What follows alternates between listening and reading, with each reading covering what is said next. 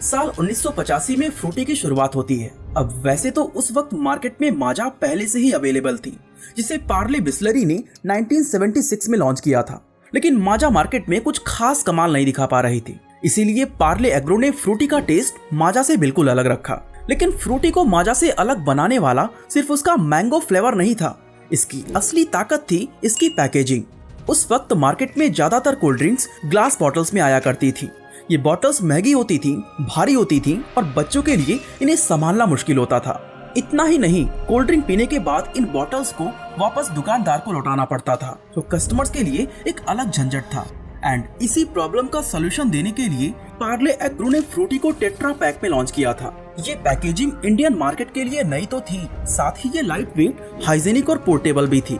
Frooti का छोटा pack बच्चों के स्कूल बैग्स में रखना बहुत आसान हो गया और इसे इंडियन मदर्स ने भी खूब ज्यादा पसंद किया, क्योंकि एक तो फ्रूटी में दूसरी कोल्ड ड्रिंक्स की तरह सोडा का गैस वाला झाग नहीं था, दूसरा उस वक्त इसे आम रस जैसा हेल्दी माना जा रहा था।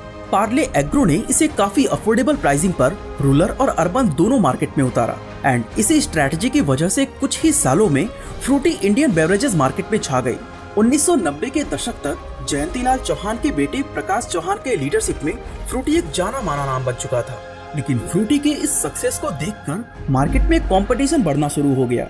एक तरफ कोका कोला ने माजा को रीलॉन्च किया, तो दूसरी तरफ पेप्सी ने स्लाइस को मार्केट में उतार दिया। इतने बड़े बड़े प्लेयर्स ने महंगे मार्केटिंग कैंपेन्स के जरिए फ्रूटी का मार्केट शेयर हथियाने की कोशिश शुरू कर दी।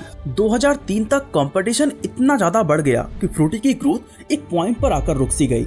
हालांकि उस समय फ्रूटी का टर्नओवर 300 करोड़ रुपए तक पहुंच चुका था, लेकिन ये इसके लिए एक तरह का सैचुरेशन पॉइंट बन गया था। कंपनी ने सेल्स बढ़ाने के लिए कई सारी कोशिशें की, लेकिन कुछ भी काम नहीं आया। पार्ले एग्रो के लिए ये एक ऐसा समय था जब बड़े और अहम डिसीजंस लेने की जरूरत थी। अगर जल्दी ही कोई बड़ा बदलाव नहीं किया जाता तो कंपनी बंद होने के कगार पर आ सकती थी। और यही वो वक्त था जब इस कहानी में जयंतीलाल चौहान की पोती और प्रकाश चौहान की बेटी नादिया चौहान की एंट्री हुई। नादिया चौहान सिर्फ 17 साल की थी जब उन्होंने पार्ले एग्रो को as a chief marketing officer join किया था। ये पद कोई आसान जिम्मेदारी नहीं थी, खासकर इतनी कम उम्र में। लेकिन नादिया के लिए ये काम कोई नया भी नहीं था। असल में उन्होंने 11 साल की उम्र से ही अपने पिता प्रकाश चौहान के साथ मीटिंग्स अटेंड करना शुरू कर दिया था। वो हर बातचीत में शामिल होती थी, हर डिसीजन मेकिंग प्रोसेस को करीब से देखती थी और समझने की कोशिश करती थी कि बिजनेस चलता कैसे है।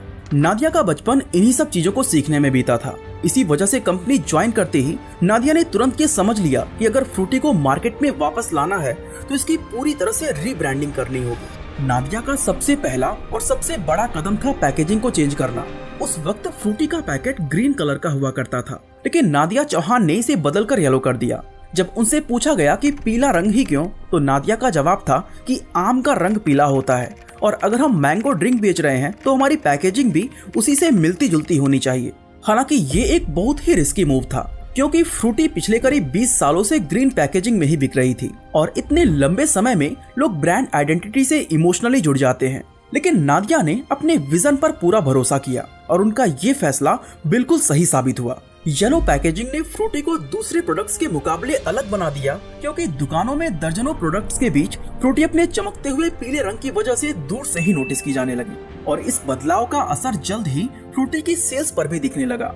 इसके बाद नादिया चौहान का अगला कदम था फ्रूटी को अफोर्डेबल बनाना। उन्हें लगा कि अगर फ्रूटी को मास ऑडियंस, खासकर बच्चों तक पहुंचना है तो उसे सभी के लिए एक्सेसिबल बनाना होगा। असल में आज से 20 साल पहले के उस दौर में बच्चों के लिए 10 रुपए एक बहुत बड़ी रकम मानी जाती थी। उस वक्त अक्सर बच्चों को खाने पीने के लिए घर से सिर्फ 1 या 2 रुपए ही मिलते थे। एंड इसी बात को ध्यान में रखते हुए नादिया ने फ्रूटी के छोटे ट्रायंगुलर पैक्स लॉन्च किए, जिनकी कीमत सिर्फ 2.5 रुपए रखी गई। ये छोटे पैक्स खास तौर पर रूरल मार्केट और लोअर इनकम ग्रुप्स में आने वाले बच्चों को टारगेट कर रहे थे। इस स्ट्रैटेजी की वजह से फ्रूटी की रीच कई गुना बढ़ गई। लेकिन केवल पैकेजिंग और प्राइसिंग बदलने से इतनी बड़ी सफलता नहीं मिल सकती थी। नादिया चौहान को अच्छे से मालूम था कि अगर फ्रूटी को एक बड़ा ब्रांड बनाना है तो इसे सिर्फ बच्चों के ड्रिंक की इमेज से बाहर निकालना होगा। इसे एक ऐसी फैमिली ड्रिंक बनाना होगा जो हर उम्र के लोगों को अट्रैक्ट कर सके। इसी सोच के साथ उन्होंने फ्रूटी के एड्स को पूरी तरह से बदल दिया। पुराने एड्स जिनमें फ्रूटी को सिर्फ बच्चों की खुशी के साथ जोड़ा गया था, उन्हें बंद कर दिया गया इसके बजाय नए एड्स को पहले से ज्यादा मॉडर्न और एनर्जेटिक टोन में बनाया गया। इसके अलावा एक और बड़ा डिसीजन लेते हुए उन्होंने बॉलीवुड और साउथ इंडिया सिनेमा के बड़े सितारों को फ्रूटी का ब्रांड एम्बेसडर बनाया। इनमें शाहरुख खान, आलिया भट्ट, वरुण धवन और साउथ से अल्लू अर्जुन और रामचरण जैसे स्टार्स शामिल थे। इस मूव ने फ्रूटी को न सिर्फ नेशनल बल्कि हर रीजन में हर एज ग्रुप के बीच पॉपुलर बना दिया।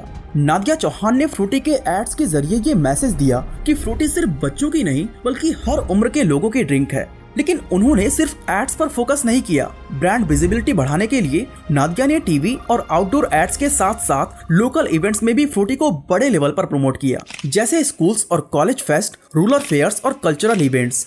इन एफर्ट्स का नतीजा ये हुआ कि नादिया के लीडरशिप में फ्रूटी की सेल्स सिर्फ 10 सालों में 7 गुना तक बढ़ गई। पार्ले एग्रो का टर्नओवर 2000 करोड़ रुपए को पार कर गया और फ्रूटी एक बार फिर इंडियन बेवरेजेस मार्केट में अपनी जगह बनाने में सफल रही।